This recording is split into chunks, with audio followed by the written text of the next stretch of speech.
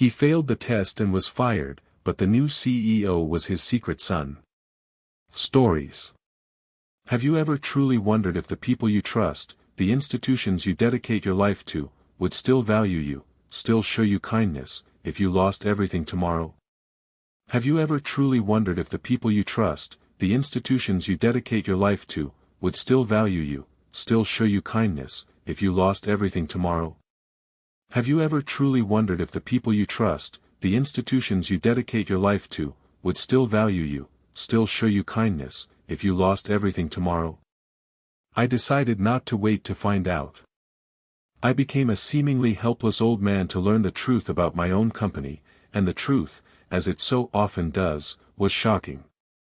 It unveiled not just the depravity of some, but the enduring light in others.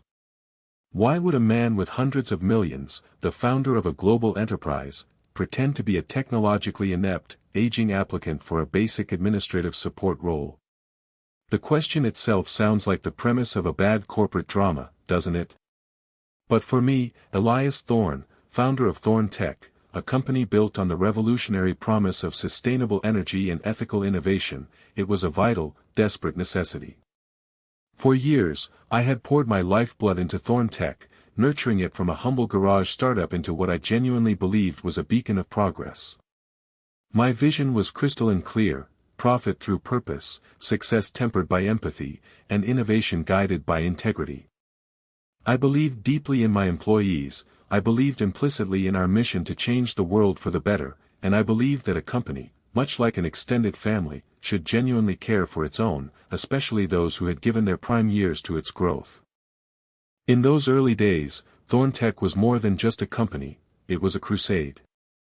We worked tirelessly, fueled by cheap coffee and an unshakable belief that technology could solve humanity's most pressing problems without sacrificing our planet or our principles. I remembered countless late nights spent with my first few engineers, huddled around circuit boards, debating not just technical specifications but the ethical implications of every line of code.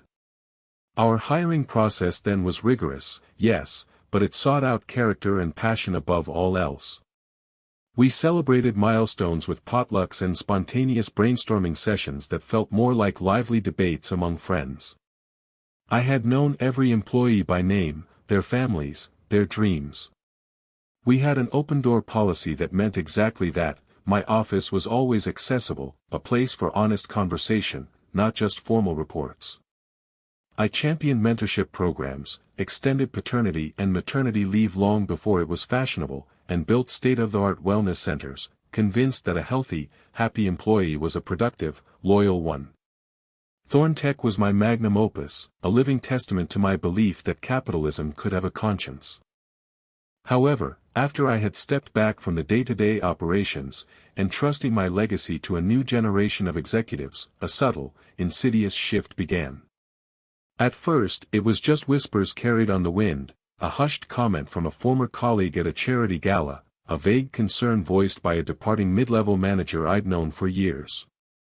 Then, these whispers solidified into disturbing reports, rumors of aggressive internal restructuring, unceremonious departures of long-standing employees, and a noticeable coldness permeating the once vibrant corporate culture. Soon, these reports escalated into undeniable, documented facts. My trusted lieutenants, or so I had thought them, Cashin Vance, the head of operations, and Serafina Croft, the HR director, had taken the reins and, in their zeal for optimization, had begun to dismantle the very soul of Thorne Tech. The company I built, which prided itself on its human-centric approach, was reportedly morphing into a ruthless, efficiency-driven machine. Employee metrics became gospel, quantifiable output superseded dedication and experience. The warm, collaborative culture I had so painstakingly fostered was being replaced by a cold, competitive environment where fear, rather than innovation or shared purpose, seemed to be the primary motivator. My heart ached for the company I no longer recognized, a company that was becoming a stranger to its own founder. I heard of impossibly aggressive hiring targets followed by even more aggressive firing policies, and a distinct, chilling lack of compassion for anyone deemed less than perfect or less than profitable. Specifically, the most disturbing tales involved ageism, stories of older, experienced employees, many of whom had contributed significantly to Thorntech's early success, being subtly, then overtly, pushed out, their decades of institutional knowledge and wisdom deemed obsolete. I felt a growing sense of betrayal, a profound unease that gnawed at me day and night. I couldn't simply storm back in, wielding my founder's authority like a blunt instrument. That would only make people mask their true intentions, revert to their best corporate selves, and hide the rot festering beneath the polished surface. I needed to see the unvarnished truth, to experience it firsthand, to feel the chill of the new Thorntech on my own skin. I needed to become invisible, to be a nobody, an inconsequential cog in the vast corporate machine, to understand the true nature of the current leadership and the prevailing culture they had so carefully cultivated. So, I devised a plan. I staged a very public, if somewhat reclusive, retirement, citing a desire for quiet contemplation, a final retreat from the relentless demands of the corporate world, and an urge to pursue long-neglected personal interests. The media, ever eager for a narrative, painted me as the visionary founder finally stepping away to tend to his spiritual garden, a grand old man gracefully bowing out. Meanwhile, in absolute secrecy, I prepared for my grand experiment, a personal odyssey into the heart of my own creation. I began the meticulous transformation into Arthur Finch, a character meticulously crafted to appear harmless, slightly out of touch with modern technology, and utterly vulnerable. My personal stylist, who thought I was preparing for a role in an independent film, helped me with the physical changes. My usually sharp, bespoke suits were replaced by ill-fitting, dated tweed and a slightly stained tie. My posture, once ramrod straight, became slightly stooped, my shoulders rounded, and my movements a little slower, a touch hesitant. I even practiced a subtle tremor in my hands when manipulating technology, a hint of age-induced clumsiness that would lend credibility to my assumed technological ineptitude. I trimmed my meticulously groomed silver hair into a rather unkempt, wispy gray, and added a touch of theatrical makeup to give my skin a slightly sallow, aged appearance. My usual sharp, discerning gaze was consciously softened, replaced by a slightly bewildered, almost childlike expression. It was a complete metamorphosis, a shedding of Elias Thorne and an embrace of Arthur Finch. Each morning, as I looked in the mirror, I saw less of the formidable CEO and more of the unassuming elder, a ghost of my former self, perfectly primed for anonymity. The final piece of my intricate puzzle was the most crucial, and the most personally significant. For years, my relationship with my only son, Rune, had been strained, fractured by my relentless, almost obsessive focus on Thorntech and his fiercely independent spirit. He had always been his own man, forging his own path, deliberately choosing to work quietly in the shadows of the tech world, developing a reputation for brilliant, ethical leadership in smaller, impact-driven startups.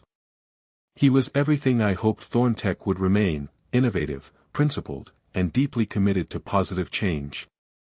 So, in absolute secrecy, I had appointed Rune as the actual CEO of Thorntech, to be announced only when the time was right, when my experiment was complete and the depth of the company's malaise truly exposed. He had been observing the company from within, unbeknownst to the existing executive team, cloaked as a senior advisor in our innovation lab, diligently collecting data, preparing to take the reins and steer the company back to its moral compass. This test, this public humiliation I was about to endure as Arthur Finch, was not just for Cashin Vance and Serafina Croft, not just to expose their corporate malfeasance, but also, in a way, for my estranged son. It was my way of showing him the depths of the rot that had set in, the cynicism, the cruelty, but also, perhaps more importantly, the enduring heights of potential for good that still existed within Thorntech, dormant but not dead. This was my way of handing him a company that was truly understood, not just from the top down, but from the ground up, a company whose ethical heartbeat had been checked by its founder from the very lowest rung. This was my legacy, and I needed to ensure it was truly understood, and then, placed in the right, capable hands. So, how did my ambitious executives treat the poor old applicant? The interview process for a basic administrative support role at Thorntech was, as I soon discovered, a gauntlet designed to filter out the undesirable, to crush the spirit of those who didn't fit their narrow, youth-obsessed criteria. It began with an online application that was deliberately complex, a labyrinth of interconnected forms, personality assessments, and timed cognitive tests, designed, I suspected, to weed out anyone not perfectly adept at navigating sophisticated digital interfaces. As Arthur Finch, I fumbled through it, intentionally making errors, forcing myself to call the help desk multiple times with seemingly rudimentary questions about form fields and attachment formats. The automated responses, when I finally navigated to them, were politely robotic, guiding me through FAQs with an impersonal efficiency, but the underlying tone was chillingly clear: speed and technical proficiency over patience or genuine assistance. It felt like being trapped in a digital maze where every dead end screamed, "You are not quick enough, not smart enough, not modern enough." My fictitious struggles, however, eventually paid off. I was eventually granted an interview, a small, ironic victory for Arthur Finch, but a significant, strategic step into the very heart of the beast for Elias Thorne. The day of the interview dawned gray and chilly, mirroring the stark, almost oppressive atmosphere within the Thorntech building itself. As I, Arthur Finch, walked through the gleaming, starkly modern lobby, I noted the absence of the vibrant, collaborative energy I remembered from my years at the helm. There were no spontaneous huddles around whiteboards, no animated discussions spilling out of conference rooms.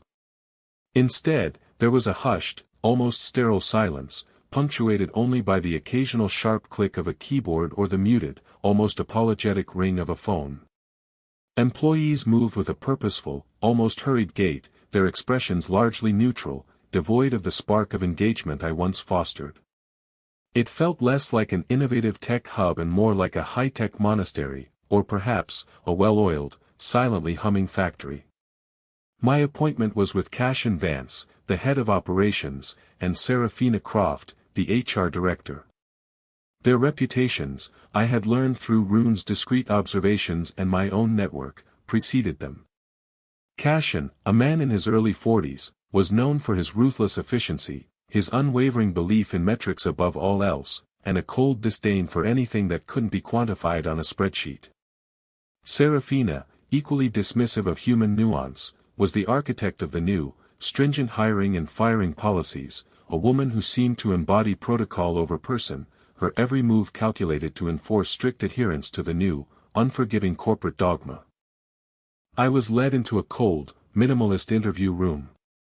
The walls were bare, the furniture stark, and the only adornment was a framed corporate mission statement that seemed to mock the very environment it presided over. Cashin Vance sat opposite me, leaning back in his ergonomic chair, a faint, almost imperceptible smirk playing on his thin lips, as if he were already anticipating the amusement of the coming charade. Serafina Croft, beside him, was impeccably dressed in a severe business suit, her posture ramrod straight, her expression a mask of detached professionalism. Her eyes, however, seemed to hold a subtle glint of amusement, a cold, calculating spark, as if she were enjoying a private joke at the expense of every poor soul who dared to sit in the applicant's chair. "Mr. Finch," Cashin began, his voice smooth but utterly devoid of warmth, a polished veneer over a core of ice. "Your application was interesting. A long gap in your resume, a rather unusual career trajectory. And you're applying for an entry-level position at your age?" His tone was openly condescending, his gaze flicking dismissively over my deliberately ill-fitting tweed suit, a silent judgment that resonated with my fears. I cleared my throat, playing the part of the nervous, hopeful elder perfectly. "Well, Mr. Vance, I've had a varied career, yes. And after a period of personal reflection, I feigned a wistful sigh, I've decided I'd like to re-enter the workforce. Thorntech, with its admirable mission of sustainable energy and innovation, seemed like the perfect fit. I believe my life experience, my dedication, my unwavering commitment to a task, could be valuable in a support role." I tried to infuse my voice with a hopeful tremor, a touch of desperation. Serafina interjected, her voice clipped, sharp as a paper cut. "Life experience is one thing, Mr. Finch. Technological proficiency is another. Our roles here are highly dynamic, requiring rapid adaptation. Your resume suggests a certain comfort with more traditional methods. She gestured vaguely at my application form on the tablet before her, where I had intentionally listed outdated software like Lotus 123 and a preference for manual organization and filing systems. It was a deliberate caricature of an elder struggling to keep up, designed to poke at their prejudices. I am a quick learner. I insisted, trying to sound earnest but slightly flustered, my hands fluttering slightly as if in agitation. I'm eager to embrace new technologies. I've even been trying to get the hang of these smartphones the young people use.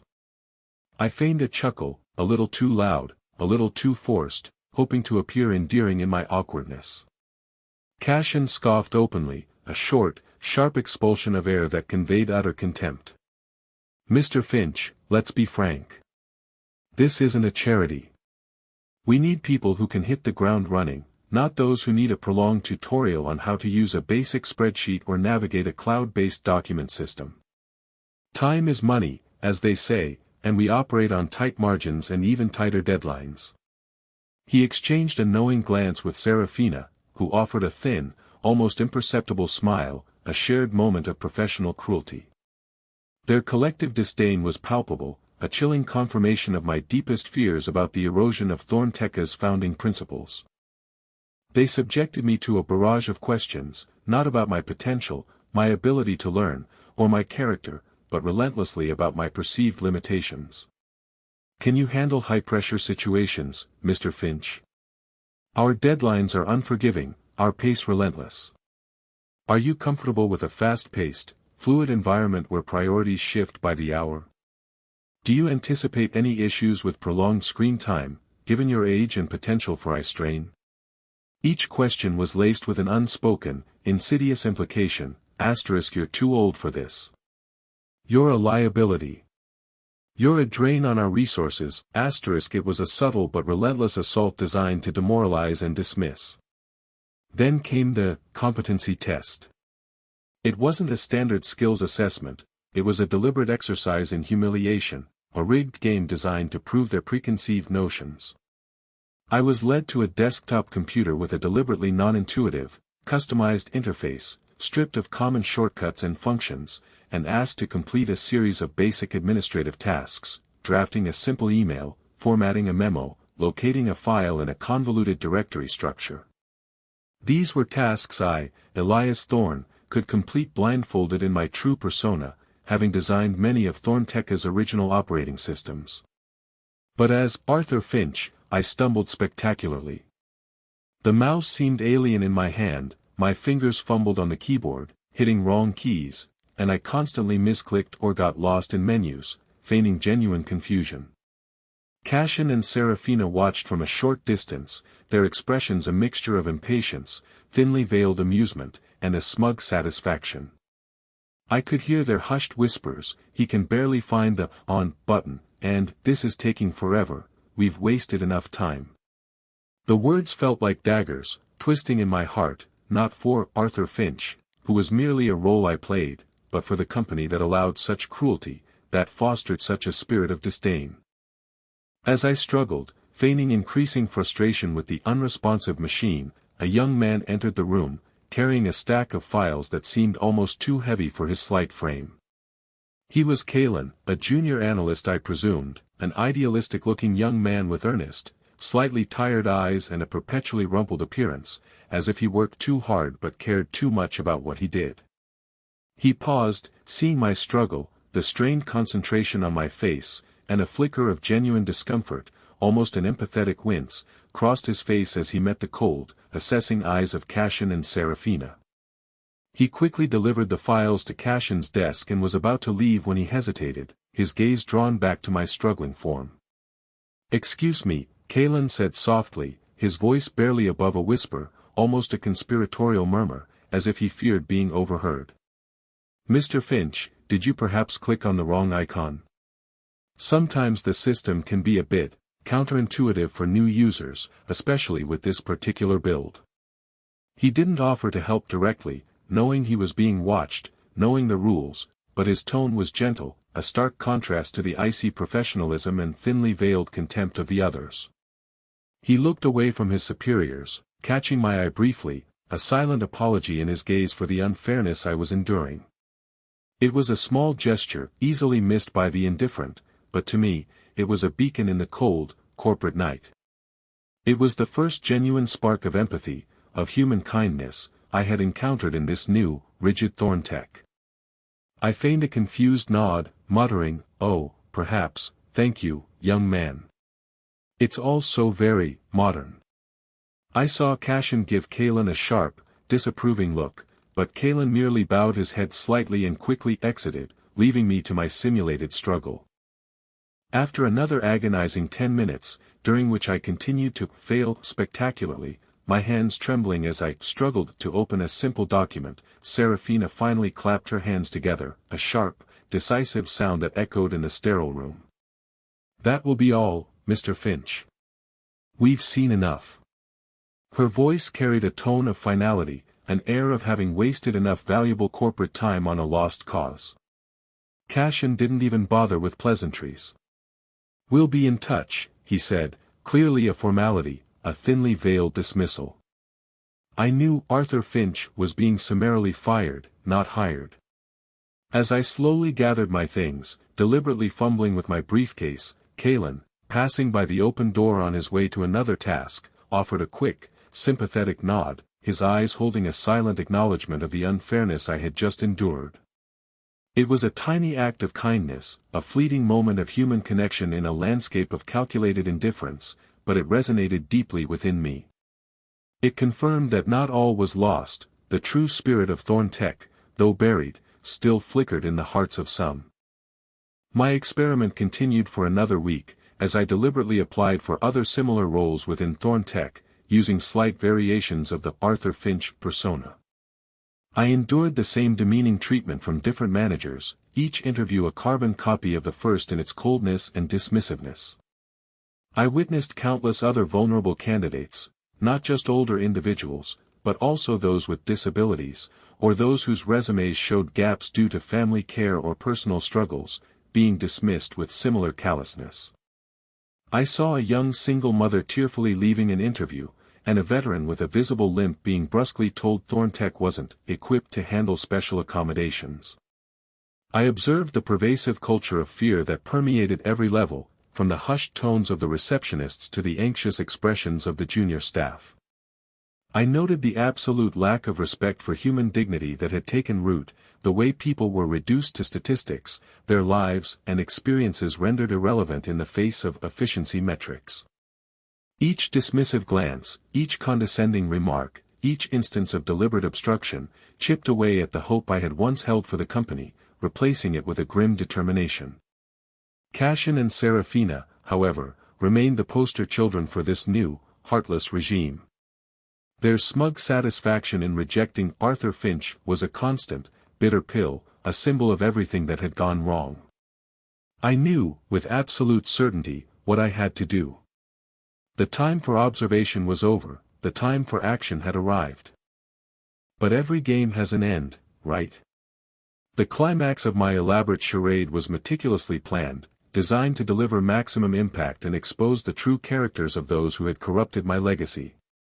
The stage was set during a special, hastily called board meeting, ostensibly to discuss urgent restructuring initiatives following my public retirement. Cashin Vance and Serafina Croft were, of course, prominently present, radiating an almost smug confidence, a thinly veiled arrogance. They believed they were about to be lauded for their efficiency and tough decisions, perhaps even vying for higher positions in the new Thorntech.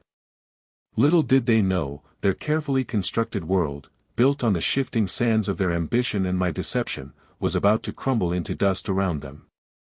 I, Elias Thorne, arrived not as the frail, bewildered Arthur Finch, but in a chauffeured black limousine, pulling up directly to the main entrance of Thorntech headquarters, a building I had once personally inaugurated. The security detail, who had been informed of my arrival and my true purpose only minutes before, snapped to attention, their surprise quickly replaced by a respectful, almost awed deference. I strode through the gleaming lobby, my posture erect, my eyes sharp and commanding, the very picture of the formidable founder I truly was. The few employees I passed, those who remembered the old Elias Thorne, stared with wide-eyed disbelief, their hushed whispers erupting in my wake, a ripple of shock spreading through the sterile silence of the building. I could hear fragments of their disbelief. Is that Mr. Thorne? I thought he retired. I entered the executive boardroom, not through the main doors where Cassian and Serafina held court, but through a private, concealed entrance that connected directly to my old, now supposedly vacant, CEO's office. The room was hushed, the tension palpable, a thick blanket of corporate expectation. Cassian Vance was mid-sentence, pontificating on projected cost savings from recent personnel optimizations, his voice oozing self-satisfaction. Serafina Croft sat beside him, nodding approvingly, a faint, cruel smile playing on her lips as she envisioned the next round of cuts. Their faces, usually so composed and self-assured, froze in mid-expression as I walked in, like statues suddenly confronted by a ghost from their past. "Good afternoon, gentlemen, Ms. Croft," I announced, my voice resonating with an authority I had deliberately suppressed for weeks, a deep, resonant tone that filled the room. My eyes locked onto Cassian and Serafina, a cold, unwavering gaze that stripped away their composure, their masks of arrogance dissolving instantly. Their faces drained of color, turning a sickly white.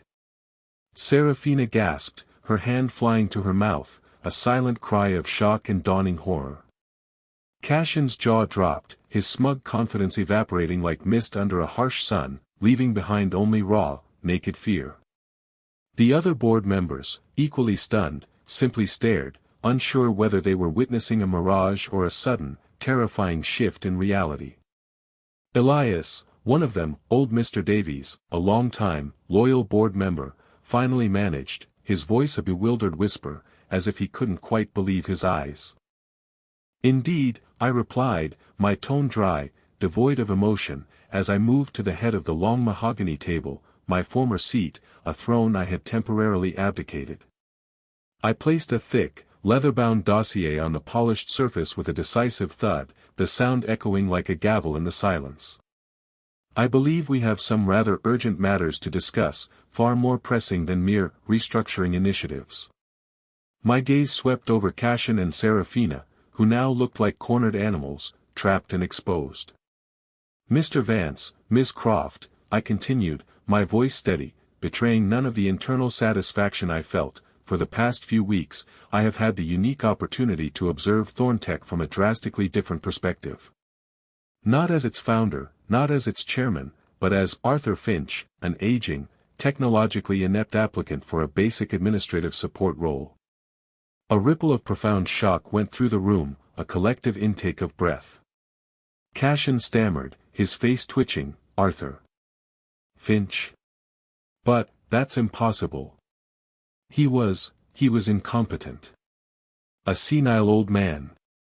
He couldn't even use a mouse." His voice rose in a desperate, disbelieving crescendo. "Oh, I assure you, Mr. Vance, I was quite competent at playing the part," I said, a dry irony in my tone, a hint of a grim smile touching my lips. "And you, Ms. Croft, were quite competent at confirming my worst fears. Your policies, your conduct, your blatant disregard for human dignity, particularly towards older applicants, have been meticulously documented. Every condescending remark, every dismissive gesture, every single instance of ageism, every cruel joke made at the expense of vulnerable individuals, has been noted, logged, and corroborated." I paused, allowing the crushing weight of my words to settle, to sink into their stunned minds. "Your competency test for Arthur Finch was particularly revealing, Ms. Croft. A true testament to your efficiency-driven approach, wouldn't you say? Designed to fail, regardless of actual ability." Serafina was visibly trembling now, her carefully constructed facade crumbling into a heap of fear and desperation. "Mr. Thorne, I don't understand. This is a misunderstanding. We were simply following company protocols, ensuring we hired the most suitable candidates, optimizing for peak performance. Her voice was a desperate whimper. Protocols you designed, Miss Croft, I retorted, my voice rising slightly, imbued with a cold fury I had long suppressed, to systematically weed out anyone who didn't fit your narrow, heartless definition of suitable. And Mr. Vance, your open mockery, your utter lack of empathy, your casual cruelty, spoke volumes. You both failed the true test of Thorntech, which was never about spreadsheets or quick deliverables, but about character. About integrity. About compassion. About the human spirit that built this company from the ground up. Then, I turned to the door, a silent cue. And now, I announced, my voice ringing with finality, cutting through the thick silence like a blade, allow me to introduce the actual CEO of Thorntech, who has been quietly observing these egregious missteps alongside me, preparing for this very moment. The door swung open, revealing Rune Thorn, my son. He walked in with an air of quiet confidence, impeccably dressed, his presence commanding, his eyes reflecting a quiet strength and a deep, empathetic understanding of the situation. He carried himself with an aura of calm authority, a stark contrast to the panicked, ashen expressions of Cassian and Seraphina. He nodded to me, a subtle acknowledgement of our shared purpose, our years of strained relationship finally aligning in this pivotal moment. Cassian's eyes widened to saucers, his jaw working uselessly. Rune Thorn. But, he's been working in the innovation lab. He's a junior analyst. This is insane. He has indeed been working in the innovation lab, Mr. Vance, I confirmed, a grim, satisfied smile touching my lips. Observing. Learning. Not merely as a junior analyst, but as the CEO designate, appointed by me in secret months ago, preparing to take the helm.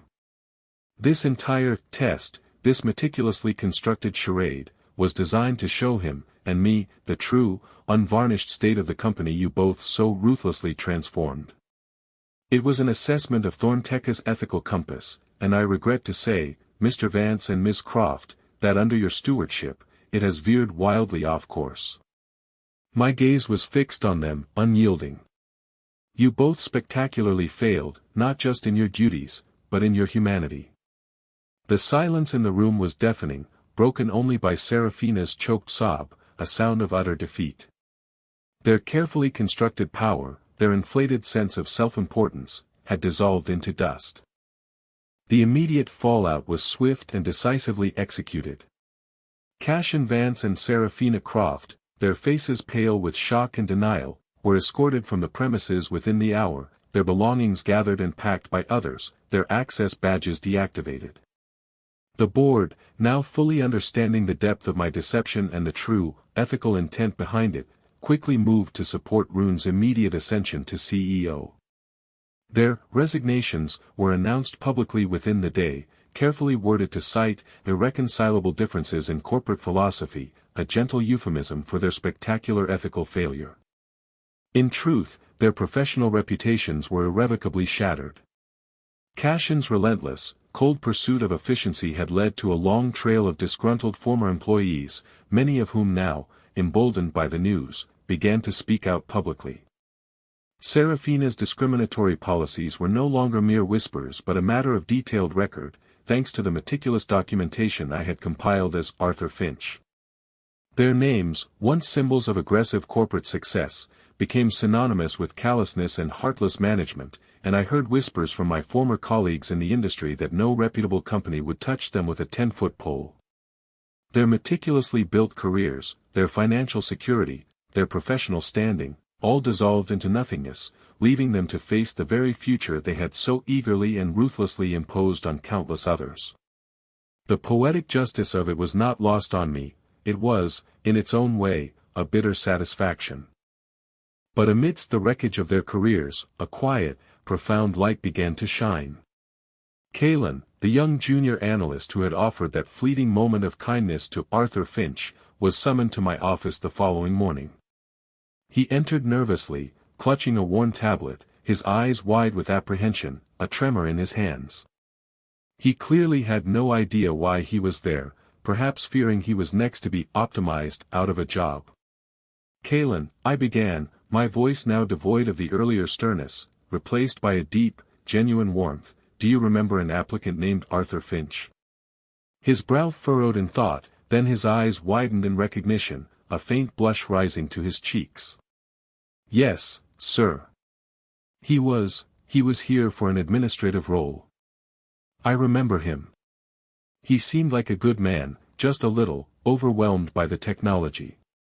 And I saw how he was treated, sir. He hesitated, looking profoundly uncomfortable, as if he had just committed a grave professional error. I'm sorry, sir, I probably shouldn't say that to you. On the contrary, Kalen, I said, a warmth spreading through me, a profound sense of satisfaction. It's precisely what I need to hear, what I wanted to hear. Do you know who Arthur Finch truly was? Kalen shook his head, looking utterly bewildered, his eyes darting between me and the empty chair where Cashin once sat. Arthur Finch, I revealed, leaning forward slightly, a small, knowing smile forming on my lips, was me. Elias Thorne. Kalen's jaw dropped. His face, already pale from nerves, went ashen, then flushed bright red with disbelief. He literally took a step back, as if confronted by a ghost. You were Arthur Finch? But, why, sir? Why would you do such a thing? To see, Kalen. To truly see what was happening to the company I built, the company I poured my life into. To understand if the values I cherished, the principles upon which Thorntech was founded, had been completely eroded. And in that search, amidst the overwhelming disappointment, amidst the cold indifference and blatant cruelty, your small, quiet act of kindness stood out like a beacon in the darkest night. I recounted the moment he had quietly offered help during the rigged test, the sympathetic nod he gave as I gathered my things, the genuine discomfort he showed when Cashin and Serafina were at their cruelest. You didn't have to do that, Kalen. You risked the displeasure of your superiors, you risked your own standing in a culture that punished empathy. Yet, you chose kindness. You chose empathy. That, Kalen, is the true spirit of Thorntech, the spirit I believed in, the spirit I built this company upon. Tears welled in Kalen's eyes, a mixture of profound shock, overwhelming awe, and perhaps a touch of fear at the magnitude of the revelation. I just thought it wasn't right, sir. He was trying so hard, and they were so cruel. It just felt wrong. His voice cracked with emotion. Exactly, I affirmed, my heart swelling with pride. And because of that, Kalen, Rune and I believe you are precisely the kind of leader Thorntech needs. Effective immediately, you are promoted to Senior Director of Ethical Innovation. You will report directly to Rune, and your primary mandate will be to reinstill and champion the human-centric values that this company was founded upon. We will fund any initiative you propose that aligns with this vision, any program that fosters kindness, collaboration, and genuine human connection. And your compensation, Kalen, will reflect the immense value we place not just on your skills, but on your character, on your intrinsic decency. Kalen was speechless. He simply stared at me, then at Rune, who had entered the office silently and stood by the door, a supportive, knowing smile on his face. He shook his head, trying to process the magnitude of what I had just told him, as if he might wake up from a dream. I don't know what to say, sir. I just did what I thought was right. It was just a small thing.